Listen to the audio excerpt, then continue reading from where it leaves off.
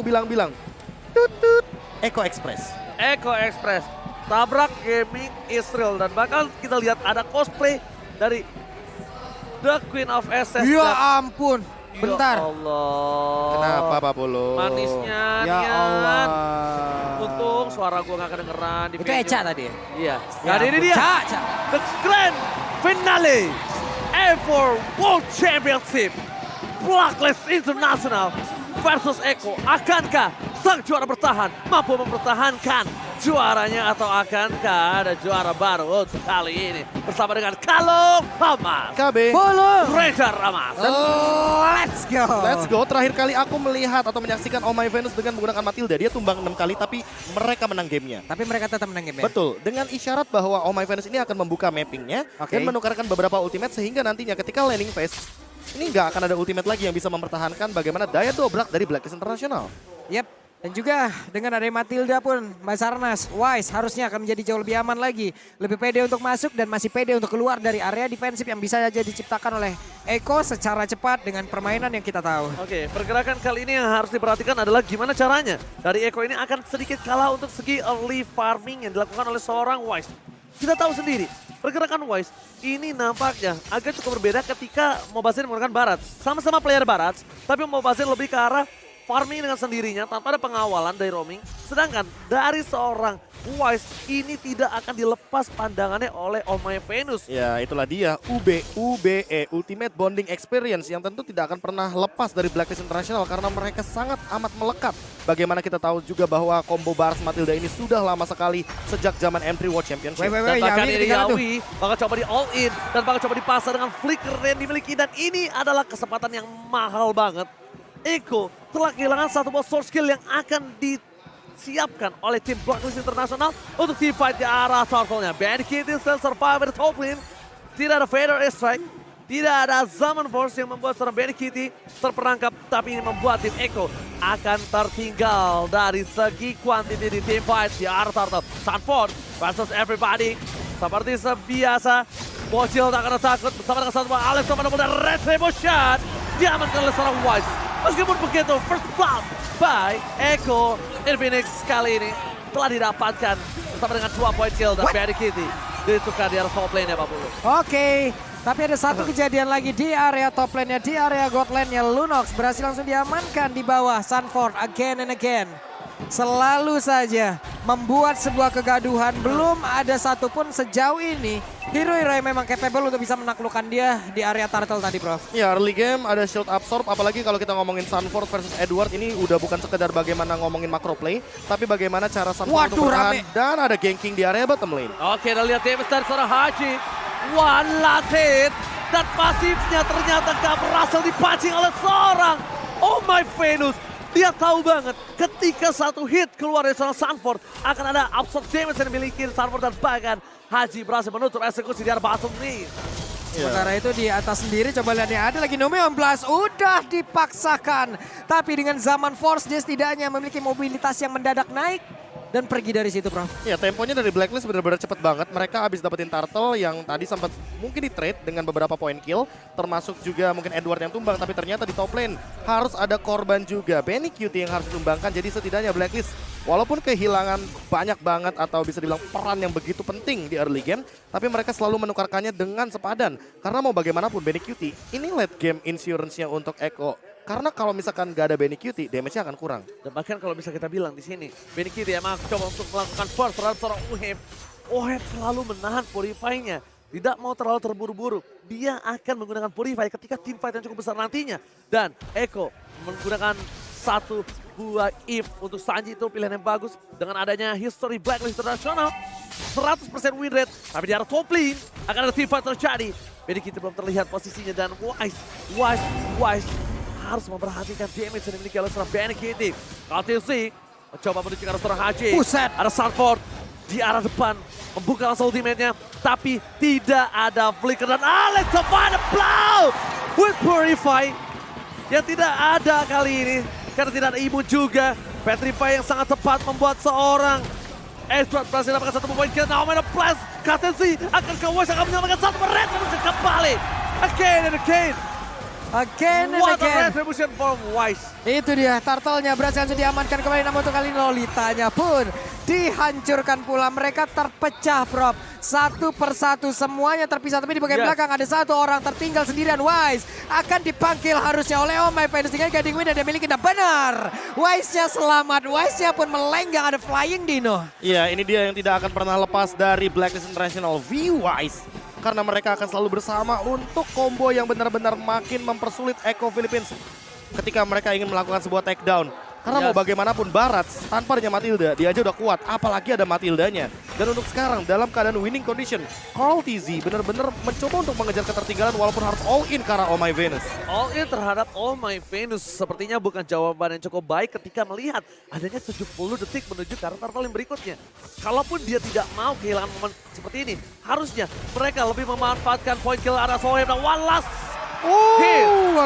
Membuat seorang Oheb tidak bisa ditumbangkan dan Haji akan menggunakan beda stay for clear minion di atas whole plane. Membuat satu buah barikade. Memanfaatkan keuntungan Blacklist dengan 1200 gold yang menandakan tidak adanya outer turret yang akan dipecahkan. Jadi tidak ada keuntungan untuk Echo dengan all-in yang dilakukan terhadap seorang Oh My Venus. Yap, di bawah. Coba lihat Alexa Blow-nya dikeluarkan kembali. Tapi Sanford berusaha untuk bisa memberikan perlawanan. Wave minionnya dihilangkan. Kaltzy belum mau mendapatkan Edward dengan seluruh source skill yang dia miliki pula. Karena cukup beresiko, belum lagi 20 detik kemudian Turtle udah akan melenggang. Iya, sama-sama buka ultimate, baik Sanford atau bahkan dari Edwardnya, karena mereka mungkin udah tahu kalau misalkan selesai dengan Bloodlust X, mereka akan memiliki 10% cooldown reduction. Dan hal tersebut setidaknya akan membuat 30 detik ke depan, itu akan ada ultimate lagi, dan setidaknya untuk di area Turtle-nya, mereka akan memiliki ultimate untuk kedua kalinya. Tapi lebih diuntungkan oleh seorang Sanford sih kalau menurut aku, dengan cooldown yang cukup cepat. Tapi lihat dari top lane, Oheb udah gak bisa selamat lagi kali ini, tapi ternyata Oh My Venus save the day. Dari top lane, Haji mencoba untuk membalikan kembali keadaan. Order bisa diberikan. Haji akan mencoba menutup seorang Yawi pula ke arah backline dan Oh My Venus. Kali ini lihat 3 versus 3 Royal Rumble dari top lane. Haji terperangkap, terpakan, Haji terdekat. One last hit. Order Brilliant dan Darkening yang save the day untuk Panic Kitty. Tidak bisa dihindari lagi oleh para pemain dari tim Echo. Meanwhile dari bottom lane, 2 versus 2, duo maut dari Echo. Sanford bersama dengan Kaltzy mencoba melakukan retribution. Akhirnya diamankan Kaltzy. Untungnya kalau tidak, posisi Wise tadi akan bisa selamat dari ganking yang dilakukan oleh seorang Echo. Ada absorb damage, buff tambahan from Turtle. Dan EXP juga jangan lupa, kalau seandainya melihat dari level, Carl TZ sekarang langsung mendobrak dengan level yang ke-10. Berpisahnya V-Wise di sini membuat skenario permainan dari Blacklist tidak begitu baik ketika mengadu kontes dari segi objektif. Dan buat sekarang Carl mencoba untuk melakukan sebuah invasi, tapi Hajinya ketinggalan terkena solo kill oleh Sanji. Itu dia, adu mekanik antara Declarer dan bahkan dari top lane. Oh hebat, coba ditumbangin begitu saja. Echo, Laut Echo Prof kali ini terdengang keras di arah top lane. Ini dia tempo permainan yang cepat dan bunyinya tutut Echo Express. Tapi ternyata untuk kali coba lihat ada nomor 11 dikeluarkan. Tapi untuknya masih bisa selamat, masih bisa pergi dari tersebut. Tapi Sanfordnya dengan Brave Fighter dipanggil lagi misalnya itu untungnya. Masih bisa lompat lagi ke area yang berbeda. Mundur teratur lagi semuanya, mereka set up ulang lagi tapi damage-nya Darkening sudah mulai berasa. Tidak ada takut-takutnya, Kaltzy masih memiliki satu buah heavy spin. Tidak akan coba di all in oleh para pemain dari tim Blacklist International dan Echo.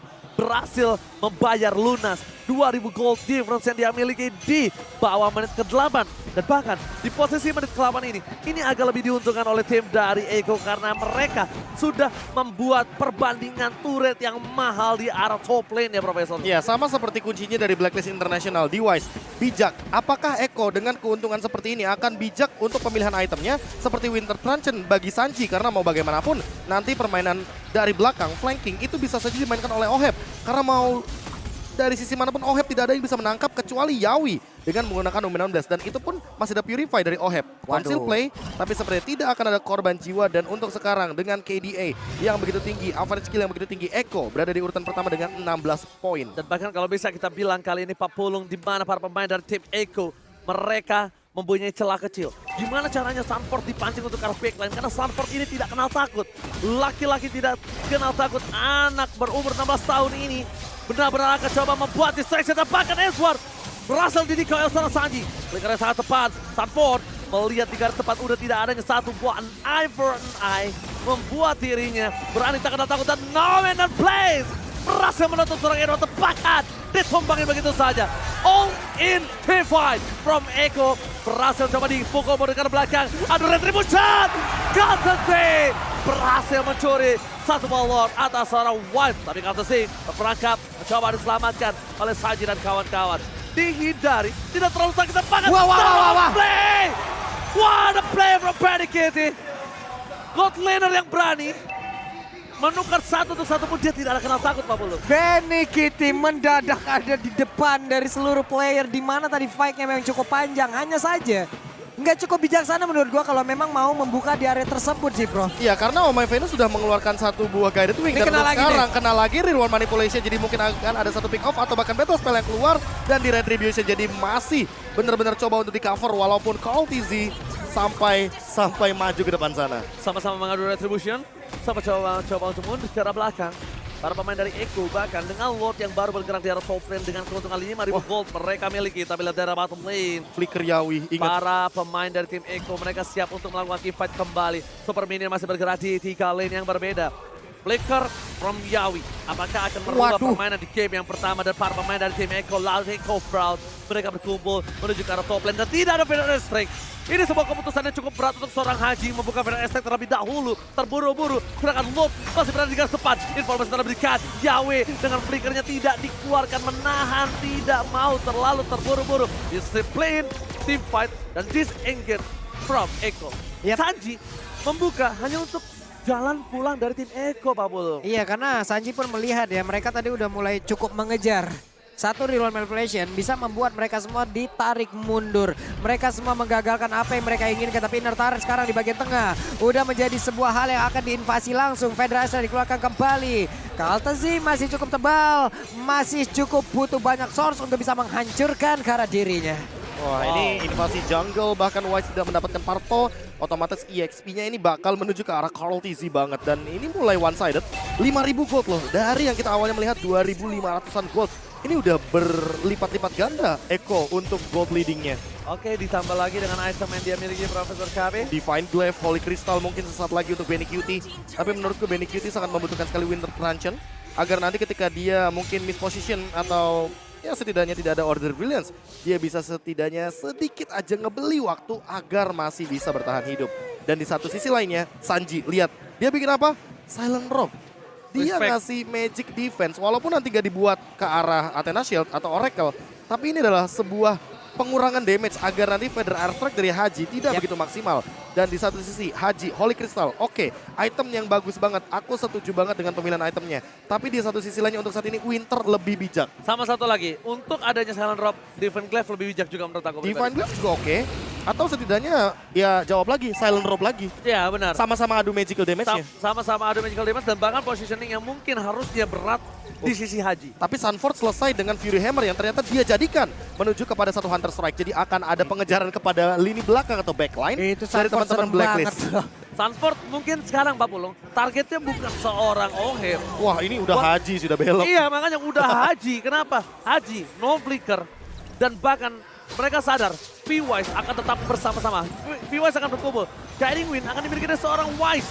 Tidak mungkin di tangan dari seorang Haji dengan kondisi seperti ini, Pak Pulung. Yap, itu dia tadi Purple Buff pun udah diinvasi lagi ya. Kaltesi memiliki Purple Buff, tapi kita tahu untuk Barat sendiri nggak terlalu dibanding juga terhadap Purple Buff tersebut. Hanya saja yang mungkin terhalek di sini ya.